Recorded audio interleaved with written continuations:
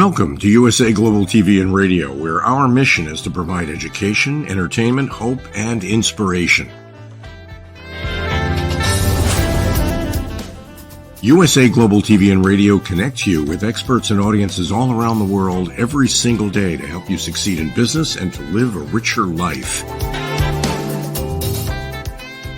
Visit us at usaglobaltv.com to learn about career and life-changing training and mentoring programs like the Listening Mentor. Subscribe to our newsletter to stay informed about our special programs and offers. Discover how you can become a guest on one of our shows or a host or producer of a USA Global TV and Radio show of your very own. That's USA Global TV and Radio, where the doctor is always in.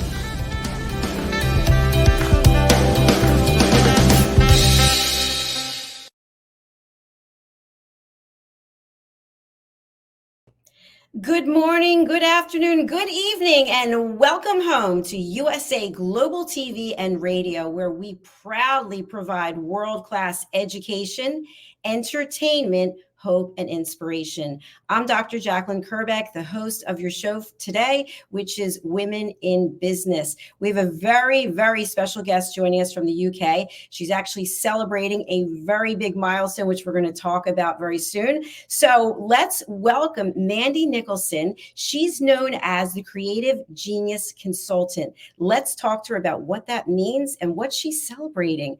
Welcome, Mandy. Hello. Hi, nice to be here. It's fabulous to have you. So where in the UK are you? I'm actually in Scotland, and it's a little bit chilly this evening. And I told you I'm in Florida. I'm literally dripping with sweat. It's so funny. But anyway, one thing that's definitely hot is what you have just accomplished as an Amazon #1 best-selling author. Tell us a little bit about this journey. Okay, so yes, this journey, and you will see behind me the Beyond the Ordinary poster. This is a collaboration book that I have created this year with myself as the main author and 30 ladies coming in, creative and neurodivergent women telling their stories. It's now available on Kindle. It will be available on paperback and hardback by the end of the week. And we hit the Amazon #1 bestseller slot about 12 hours after launch. So it was a really exciting time for us this week. That is such an incredible feeling. And for people who don't know, if they have never written a book, they're not self-published on Amazon, no one calls you or sends you an email or comes to your door and says, hey, by the way, you made it. You have to continuously check every single hour to see if you have that little flag, which is such an incredible feeling, and then take a screenshot or a picture of it. So when you found out that this happened, whether you were the one checking or someone else, what came to mind for you in that moment? I mean, I was speaking. We actually launched the book at a big event called Social Impact Live, and I was the keynote speaker. And I was actually speaking when somebody held the phone up and said, Mandy, you're going to want to know this. And we had 20 of the authors in the room, and the room just erupted. So it was really high energy, and a lot of people were happy all at the same time. So that's what I set out to do, and we did it. I love that. I love that commitment to excellence and the professionalism where you're saying to people, I'm your leader, but we're a team and we're going to make it happen. And boom, there it is. There it's happening. Yep. So we talked a little bit about Sage briefly, just about creativity. Mm-hmm. And some people are aware of their creativity. Other people are not aware. Some people think, wow, I'd be great in business, but I can't be creative, or I'm really creative, but I couldn't be good in business. And you actually help people realize that they can be both. So tell us a little bit about this. Yeah, this is why I stepped up to the plate. I call myself the Creative Genius Consultant because I work with creative geniuses and always women. I work with women. I've made that choice now. I've got my own business. And women really struggle with their creativity, and that a lot of them are creative, and then they have children, and then they have marriages and maybe careers that they don't want. 70% of women that are creative or went through university with a creative subject end up in administrative roles. many of them never do what they set out to do, and they can be hitting their 40s, 50s, 60s and feeling unfulfilled because they've not used that creativity. So I stepped up, and you know, my passion is helping these women see themselves and see their genius. I hold a mirror up for them so they can see that they are capable of not only being creative, but monetizing it. I love what you just shared, that you hold a mirror up for them. That's beautiful. I've not heard that before. Mm-hmm. So, Mandy, do you work with women from around the world, and are you able to work virtually? How does that process work? Yes, my Creative Mastermind program, which is the best way I can help women, which is a 12-month program, is mainly online. So there's a 12-month program with an online platform with Zoom coaching, group coaching, and one-to-one coaching. We have tech support, mindset support. The only thing that's restricted if you're in another country is being able to come to the UK, to Scotland, for a creative retreat, which is included in the mastermind. However, we have planes and you can fly to Scotland, so there's nothing stopping people enjoying all parts of the mastermind. That sounds like a true gift to be able to do that as part of the program. Absolutely love it. And for our audience only, we are actually over on Mandy's website, which is Mandy Nicholson, as her name is spelled, co.uk/work-with-me. So you can find out all about her programs here: Creative Mastermind, Money Mindset Makeover course, and so many more. So you've made it very easy for people to work with you. Obviously, you know what you're doing. You have your keynote speaker, and you have this incredible project, this book project. What are some of the other ways, in addition to the retreats, that you're able to really tap into that creative genius of your clients, or help them tap into it, really? Yeah, it is helping them tap into it. So many ways. I mean, I do work one-to-one with people. I would rather work with them in the group format on the mastermind, because the connections that are made in that creative community when creative women come together are building lifetime relationships and friendships that will help them through their business. They support each other outside of me. They create these little pods and they support each other. So I've got crafters, and I've got artists, and I've got authors, and even people with VA businesses and non-traditionally creative businesses who support each other. So I think the best way is to speak to me and say, this is what I need, and I will have something. Absolutely brilliant. Mandy, something that comes to mind that I experienced myself as an entrepreneur, and we've had people here being interviewed, is we feel, I'm using we just as a big term, we feel we're not worth our value. And I know for me, it was so hard for me to ask people for money. The first year I was live streaming, I didn't even charge anyone anything. And meanwhile, I'm spending 50, 60, 70 hours a week. And I'm thinking, what am I doing? But I thought, oh, I haven't earned the right. I have to do this first, or I have to do that first. So how do we get past that imposter syndrome, or that feeling of, I'm just not good enough? Why would anyone pay me? I think that's probably the biggest problem I encounter with the creative women that I work with, not seeing their value or their worth. And they're selling paintings for pennies, and they're selling crafting products that take hours to make for nothing. And they're not seeing the value of their knowledge that they can then exchange for currency in terms of teaching people. So value is the first thing I look at. Everybody that comes to me starts off by undercharging, and it's a process to get them to see their worth.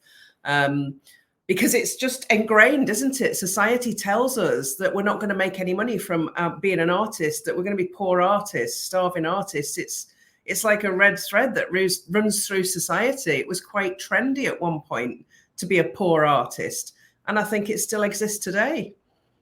I think you're right. And an analogy that comes to mind, and it's really based in the States, but I'm sure you have some comparables there in the UK, is we have a store called Macy's. It's a chain, across the States. And then, of course, there's Neiman Marcus. And you can walk in Neiman's and you're not going to see a lot of people in there. But you can go into Macy's and they've got everything's on sale. You're like, how are they even staying in business? It's unbelievable. And yet you go into Neiman's and you see a few select people there.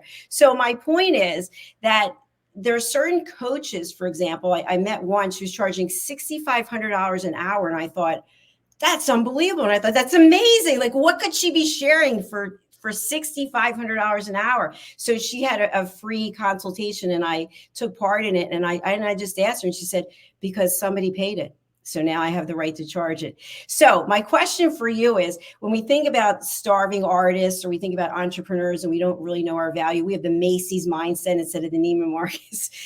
What has to happen? What are the steps per se, or accomplishments that could help us believe we're worth $6,500 an hour, 10,000, 20, whatever it might be? Are there things that we have to do other than somebody said they'll pay it and they did? I think definitely for artists and creatives, I always start by saying, let's go and have a look at the artists' union rates of pay that you should be charging per hour as an absolute minimum. And let's have a look at how long it takes you to create a piece. Let's start with the very basics of, are you charging for that painting that took you 10 hours, 10 times the minimum rate plus the cost of all your materials? And no, they are not charging that. And that starts there, doesn't it? Of understanding that. And then really it's about demand. So I suppose a good current example is, I have a client who is an environmental artist who paints on anything that isn't tied down that we would normally throw away. And she paints on used tea bags. They're used, she empties them, she dries them, she irons them, she does miniature landscapes. And she was charging £18 for them. And I said, go and hang out in environmental groups and recycling groups. And she was picked up by a journalist. She's now been on the TV, on radio, and she's now charging 4 times that for this little tea bag with a painting on. And I still think she's undercharging, but it's a process of moving her through, seeing the value that other people see. That's really fascinating. I love to hear stories like that somebody's out of the box thinking and they become a huge success. Now, we're going to segue back to your book. I want to learn more about who are the creative collaborators in the book.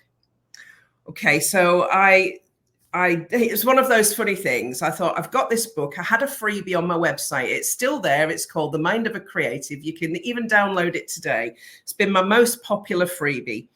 And it's 35 observations of what I saw in creative women, the behaviors that I saw that often cropped up. And I kept looking at it thinking, that's a book, 35 observations, that's 35 chapters. And I've written those chapters over the last couple of years. And I thought, wouldn't it be wonderful to intersperse stories in between those chapters? And I put a post out looking for 30 people and got 160 people apply. And, I then was able to interview and bring through these women. And most of them are creative and or neurodivergent, because there's a huge connection between neurodivergence and creativity. Most of the creatives I come across are ADHD or autistic, or don't know that they are and haven't been diagnosed. There's a huge connection.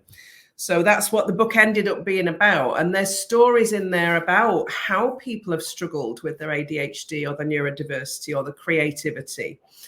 And woven in amongst those topics are the other things that happen to women, like menopause, like breast cancer, like addictions that come with neurodiversity, and lots of other really deep, and domestic violence. There's some really difficult subjects that we've tackled in this book that are women's stories.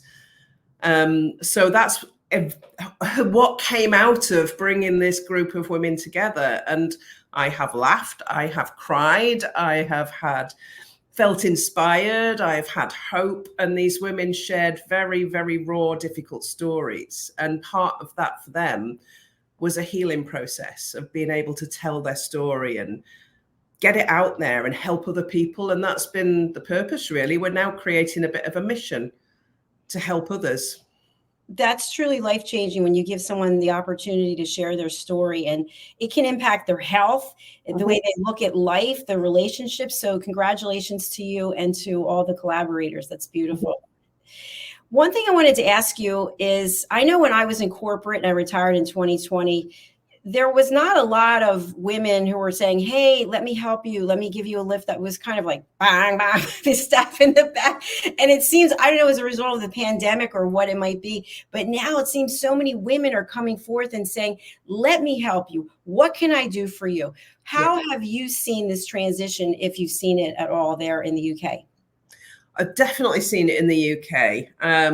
Lots of women are coming together now, sharing their stories. And part of me being a keynote speaker just on Friday was the relationships that I've built with other women who are also in business along the way, through networking, through connection. I think we actually have each other's backs a hell of a lot more now than we ever used to. And we want each other to succeed. And I think that's a big shift.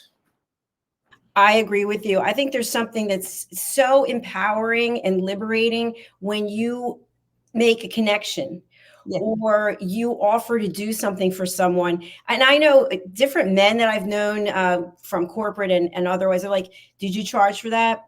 How much time did you spend? So why aren't you making more money? Why are you doing everything for free? And I don't think of it as doing things for free. I think of it as at some point, it will come back to you, because whomever you're helping, they're going to help someone, and so on and so on and so forth. So what are you finding in your own community there of the collaborators, people who attended your retreats, people who are your clients? How are they really holding together as a community? I think it's huge. I think there's a ripple effect, isn't there? I see it as an exchange of energy when you help somebody. Sometimes we charge for things, sometimes we don't, but there's always an exchange of energy. And that energy, if it's positive, which it always should be, should always send out a ripple effect and enable others to see the value in connection and the value in sharing their knowledge and their expertise. And I've seen that happening around. Maybe that's who I've surrounded myself with, but I see it all the time in my world. And something that comes up for me when we were talking before about the imposter syndrome, and when it comes to money, sometimes in terms of helping other people, we feel, I don't know anything. What could I know to, this person's done this and that and the other. How am I going to be able to help them?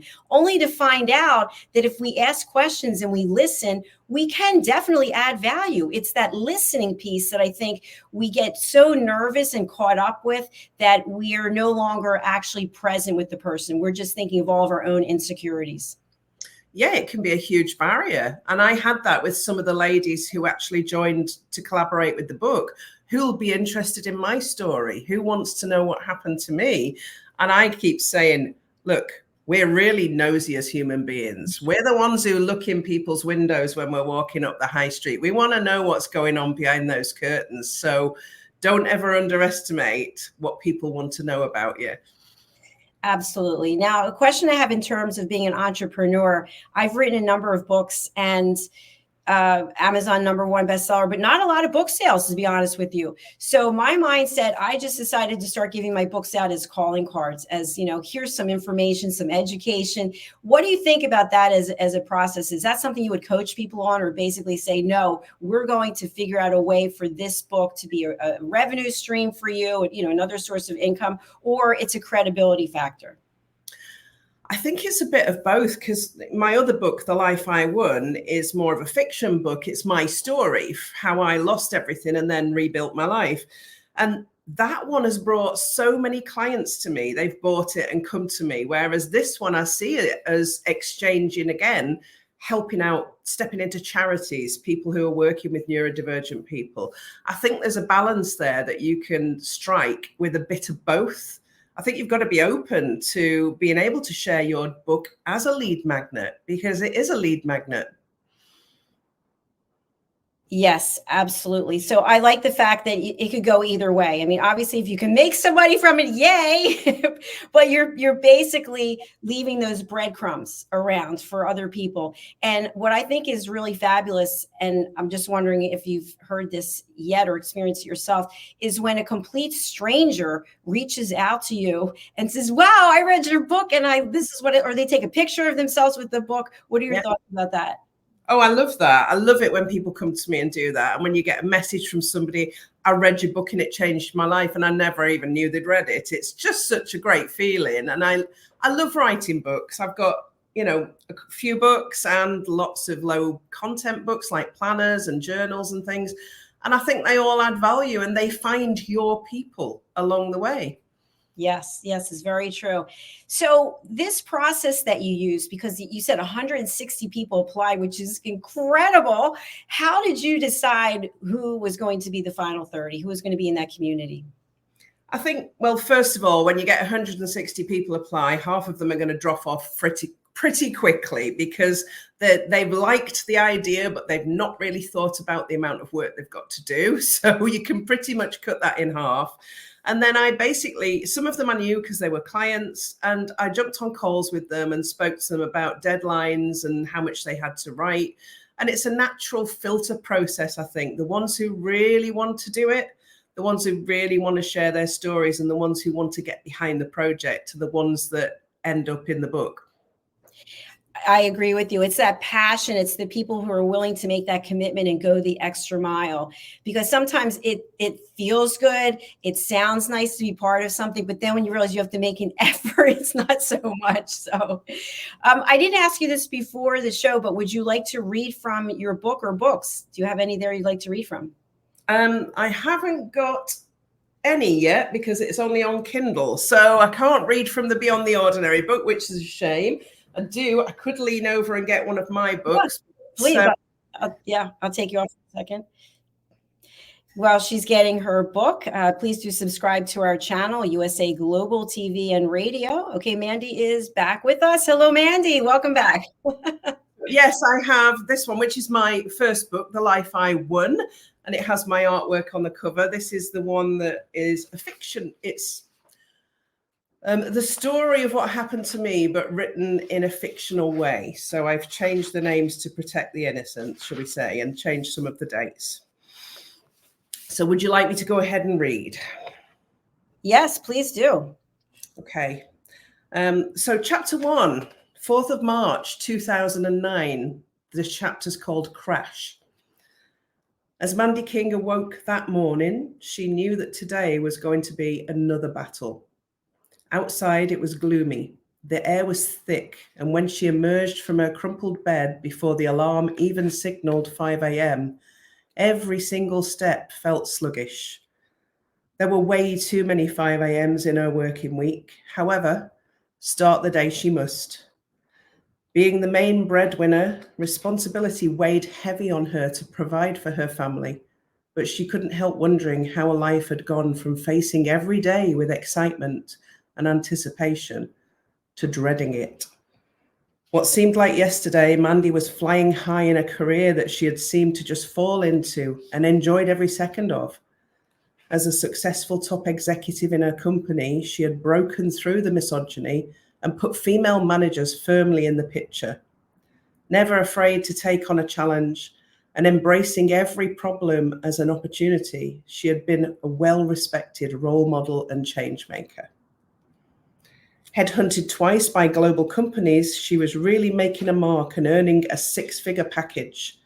Every day had felt like an adventure, and the alarm clock was an unnecessary tool replaced by adrenaline, expectation, and achievement. Driving her onwards and upwards was her natural-born talent as a leader, motivating and inspiring others with ease and with charisma in abundance. So why, on this dreary, dark, and ominous morning, did she feel like she had nothing to keep going for? Woo! Drum roll, please. And then the movie trailer comes out, and there's Mandy. I love it. Have you thought about making it into a screenplay or a movie or anything?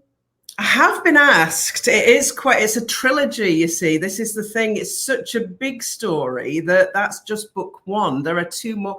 Book two's half written, and book three, I'm living it now in my mini castle in Scotland. So there's a lot happened in my life. So yeah, I think it probably would, but I've not done anything about that yet. Well, maybe put that on the list because I think that would be really worthwhile. You know, I love what you share because as a woman, I felt that way myself. And I know others who have, that you think, you know, you look at all the little tick marks, all the certificates, all the education, all the awards, and yet inside you feel something is missing. And you try to fix it or stuff your feelings. But working with somebody like you, I think you help people really look and see, okay, it's okay to feel this way, 10 minutes, And then let's move on because we have things to accomplish and people to help, right? Yeah, and it is that. It's that's what I said about the mirror. It's helping people to see this magic that they have inside them that they don't necessarily see yet. Yeah, absolutely. So when you were reading that, what was coming up for you? What kind of feelings? Oh, that was taking me back because it was 2009 and it was a different time and a different place. And my life has changed so much since then, so much. Because this book tells the story of a series of unfortunate events that took me from a 6-figure corporate career to rock bottom, to living in a social housing with my 2 kids and 2 dogs, having lost my marriage, all my money, my dad, multiple things in my life, all the worst things that can happen to you, that list, everything within 12 months. So that's how big a story it is. And it takes me back now. And I think about that life and don't recognize that woman. So tremendous growth, yeah. Tremendous self-awareness and a gratitude, really. Yep. Oh, totally. So grateful for where I am, even though along the way, there have still been awful things that have happened and bad things that have happened and people that I've lost. That's just life. If there's one thing I learned during that story with that woman is life's always going to slam dunk you along the way.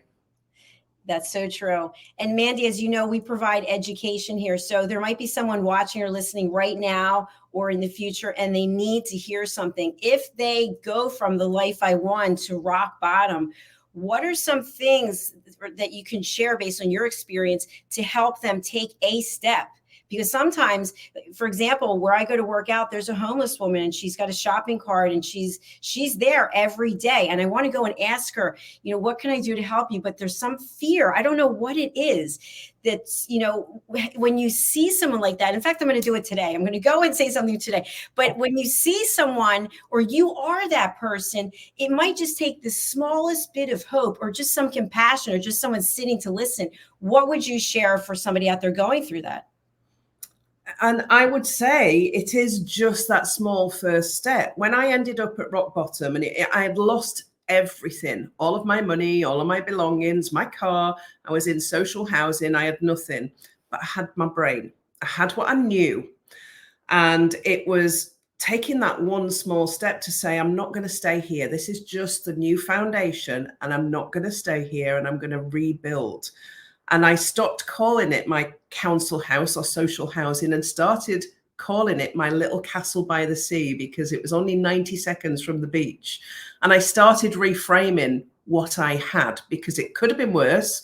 I was one step away from that homeless woman, but I wasn't her. So I was lucky. I love how you use that word reframe. You reframed the situation. You took on a different perspective. And I know something that I think about quite often, not why is this happening to me? Why is this happening for me? What can I do with this opportunity? So let's go back to the book again, Beyond the Ordinary. And with your hat as a creative genius consultant, are you planning on subsequent books where other people out there could have an opportunity to apply? It's funny you should say that. Yes, I didn't think that at the start, but it's been such a wonderful project to put together. The stories are amazing. And this is beyond the ordinary, talking about the power of creative and neurodivergent women, but there's also the power in creative and neurodivergent men. And I have spoken, my son is autistic and my daughter is autistic. My daughter's got a chapter in this book, but my son hasn't. So maybe there's another book or more than one book in this series yet. Who knows? I think there's at least one more, it sounds like to me. So if we had the 30 women here, if we had some of them here and were to say to them, how has this changed your life? Or how have you grown as a person? What are some of the feedback that or references that people would give as a part of being part of your project? I think it's, I would say they would say, Mandy, you've given me confidence. Telling my story took courage and you've given me confidence. In fact, 6 of them read their stories out at the event that I was a keynote speaker at on Friday because I arranged it that they could. And it was the hardest thing some of them have ever done, but they came away empowered. I could see the air fill in their lungs as they were sharing their story to that audience. And I think for me, I've given them more confidence. That is beautiful. And that's so empowering. What was your experience the first time that you were a keynote speaker? I've done it so many times, I can't even, because I did it when you're in corporate world, you do it a lot, don't you? You do speak in front of audiences, small and bigger, but this time was a different audience of women, of business owners. And it was a very different talk, if you like. So it wasn't business focused, it was more emotionally focused, and that's different. And I enjoyed that a whole lot more, being able to share how things make you feel rather than just money, money, money, money. Absolutely. Getting away from that whole money conversation. I want to move on to your retreats. Now, I know some people who go to religious retreats where there's no talking, there's no phones. I know some people go to yoga retreats. There's all different types of retreats. What kind of retreats do you facilitate and lead? So these are very special retreats. You come to Scotland, which is beautiful to start off with. And you come here and spend 4 days with me in my mini castle.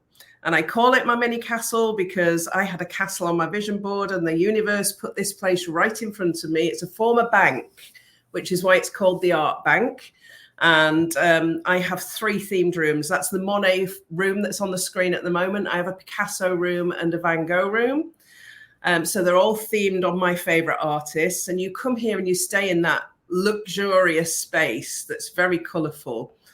And I take people to the forest to paint, and we feel the energy of the forest and we get it on canvas. We go to the beach.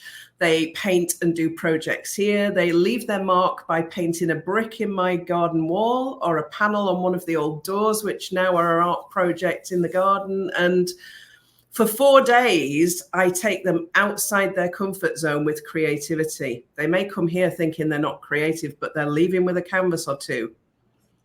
That's beautiful. I've never seen anything like that. Congratulations. So how far in advance do people have to book, or when do these opportunities for retreats come? The dates for 2025 are just being released now, and I've already sold 2. So that's great.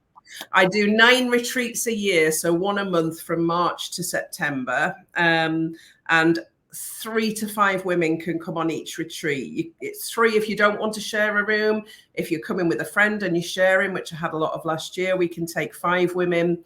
It's a small and intimate group where we can spend lots of time talking and analyzing and really just having a go at things without feeling uncomfortable, and that makes all the difference.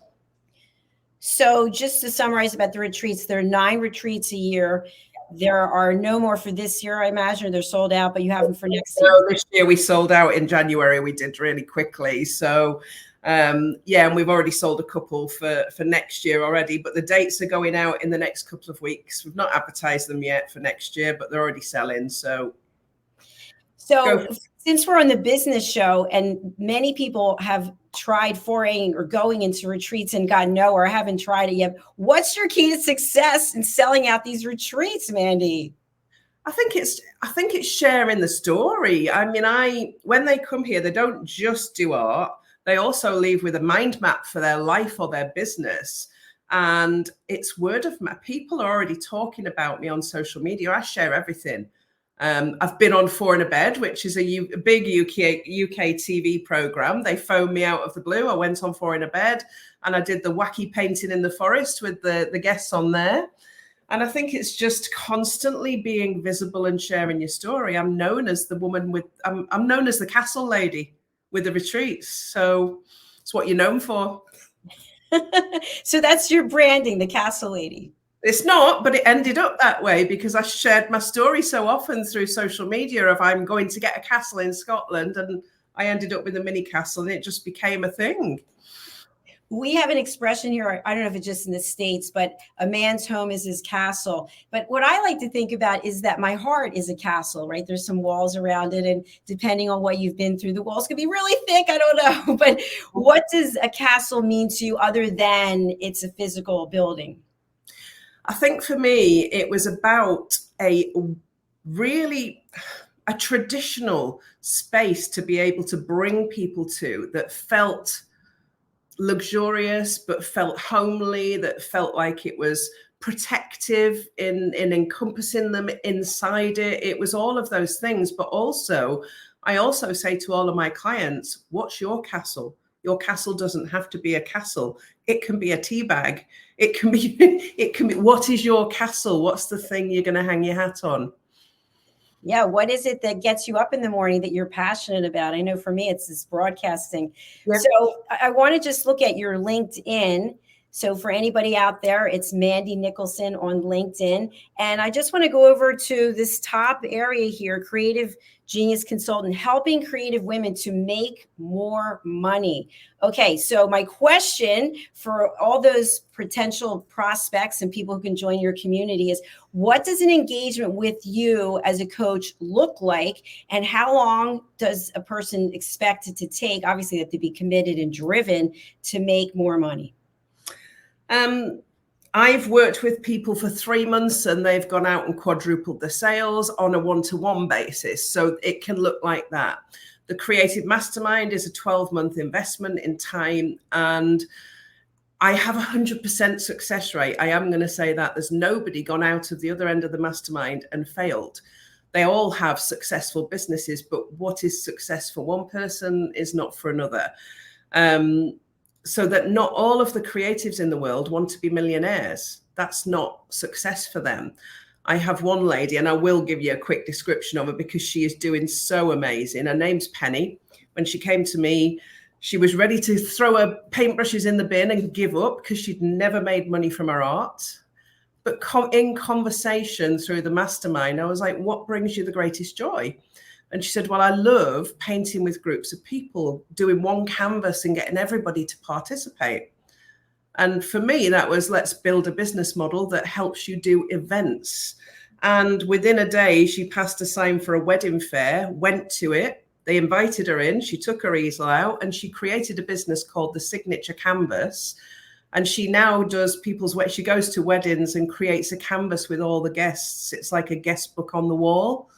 Where the bride and groom choose their color scheme, whether they want a field of flowers or a forest, and she creates that with the guests. And she now only has to work 1 day a week doing that, and she makes £5,000 a month, which for her is like gold. Yeah, that's such an important point that you brought out, and I just want to share something about that. When I left corporate to go out on my own, of course, the men I worked with are like, oh, idiot, she's doing, wasting her time. And then you run into them later. And the first question is, how much money are you making? That's always the first question, not how happy are you? How fulfilled are you? Because I know for myself, no, I don't make the 6+ whatever I was making, but I've never been happier. This is a true calling. So there's value in that. In the old Kodak commercial, it's priceless. So I think the work that you're doing is definitely priceless, because by holding that mirror up for women to look into it and realize, wow, I have something to offer, I have something to give, and there's somebody here to hold my hand and help me. So my last question on this topic is, how involved are you in that coaching process? So if somebody needs a little more attention and somebody else is more hands-off, how does that work? That's the joy of it. It's my business. I can do it however I like. And some people do need more and some people do need less. And I think we're too fixed on, I've got a coaching program, it looks like this, you get this many coaching sessions, and that's it. If somebody needs more, I was in corporate like you, and as a senior leader, if you put 30 team members in front of me, they all needed different amounts of coaching and training and guidance. And it's exactly the same with clients. So I like to say that it's very bespoke. And if somebody needs me, I'm going to be there for them because I want them to succeed. I truly believe that even though we've just met, I know that you have that commitment, that passion, that dedication, because you've changed so many people's lives already. And by being part of this show, you've changed my life too. So thank you for that. I do want to share your Facebook page as well for people to be able to follow you there. Let's take a look. So not only are you helping change people's lives because of this collaboration book project and your own books that you've written yourself, but you are also helping people to realize that they can be creative and they can be successful entrepreneurs. Mandy, thank you so much. What would you like to share that I have not asked you today? I suppose, I would say to everybody, really truly believe in yourself, and how you do anything is how you do everything. So do everything well. That's beautiful. I love that. I have little tears in my eyes from that. Thank you. All right, Mandy, an absolute pleasure. Congratulations again for all your success. And please do come back and see us in the future, because I know there's multiple projects. I'm actually going to the UK next month, but maybe we can get together. We'll have a chat about that. Yeah. All right. Thank you again. We have all your socials out there. We're just going to put them up again one more time. So we've got your 2 websites. We've got the LinkedIn. We also have shared your Facebook page. Any other socials that you like people to know about? I'm on YouTube. I'm on Twitter. I'm X. Sorry, not Twitter anymore, is it? It's X. You can find me pretty much anywhere. If you type in Mandy Nicholson, I'm going to be there. All right. Thank you, Mandy. I truly enjoyed meeting you, and I wish you continued happiness and success. Thank you very much. Thank you. Bye for now. Bye. Well, everyone, thank you. Whether you're watching or listening on the live or the replay, please do reach out to Mandy. Obviously, she has helped change people's lives and giving that confidence that's so important for all of us, because as I shared and as Mandy shared as well, there are always challenges in life. And sometimes we question ourselves and we get so sucked into the minutia or the depression about why did this happen to me, instead of looking, what can I learn from this? So Mandy's a true professional. She's got these fabulous retreats, and you just go to her website. I want to share it again. Let me bring it up. Here we go. Oh, there's a shop, by the way. I meant to say something to Mandy about that. I love this. There's an online shop. Let me see if I can bring her back if she's still there. Okay, she's still here. Mandy, sorry to bring you back. Tell us about this shop that you have. I didn't mention this before. Well, I am an artist as well as an author, and I do paint. So my shop has prints of my work, original work. My books are on there from Amazon, planners and things. So yeah, I sell things as well. And you know what? That's an additional show that we have to have you back for, because that's something that's not easy to master for people. Mm-hmm. So that takes a certain mindset, the right people on your team, and the right vision. So hopefully you'll come back and share more about that as well. Absolutely. All right. Thank you again. Bye for now. Bye. All right, everyone. Thank you. We're going to go over to our sponsors. Please stay tuned. Our next show is coming up. It's Royal Breaking News from London. Stay tuned.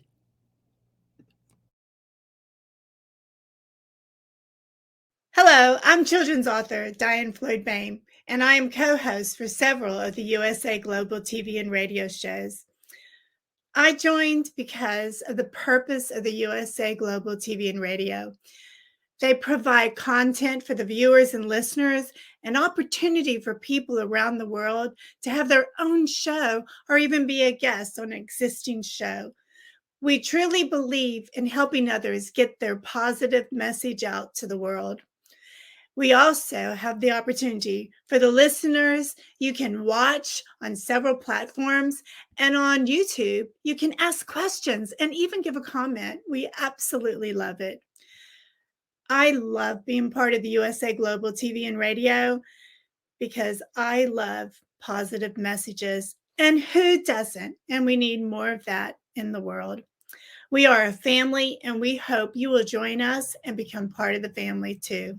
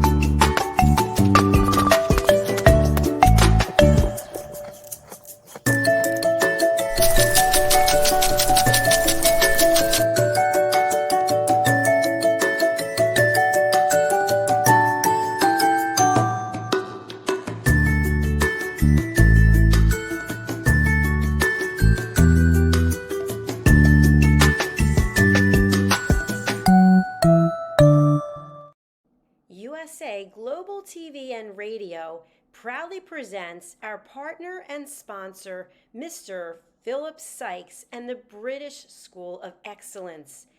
Building confidence, changing lives. And now, proudly presenting the Polished Professional.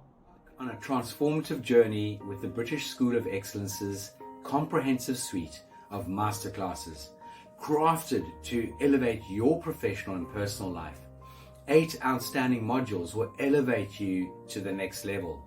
Module 1, Exploring Life's Purpose, delves into the depths of self-discovery, guiding you to chart your unique path to fulfillment and success. Module 2, Mastering Professional Presence and Confidence. This masterclass is a deep dive into the art of self-assurance and commanding presence, which is essential for standing out in today's competitive landscape. Module 3, Learn the secrets of visual impact, how to curate a personal style that amplifies your professional brand. Module 4, Mastering Professional Etiquette and Communication Excellence, navigating the nuances of corporate interaction with grace and tact. Module 5, Elegance in Eloquence. We impart powerful techniques to captivate and persuade any audience with your oratory skills. Module 6, Unlock the potential of your emotional intelligence, EQ, and harness the ability to connect, empathize, and lead with emotional savvy. Module 7, Mastering DISC, building a gateway to understanding behavioral styles, fostering better personal and professional relationships. Module 8, Mastery in Dining Etiquette, building your confidence to perfect the subtleties of dining with finesse, enhancing your social savviness at any table. Step into the Polished Professional program where poise, elegance, and excellence aren't just taught, they're instilled for life. Join us to redefine your potential and polish your professional edge. To learn more, go to thebritishschoolofexcellence.com. The British School of Excellence are investors in people. Let us invest in you.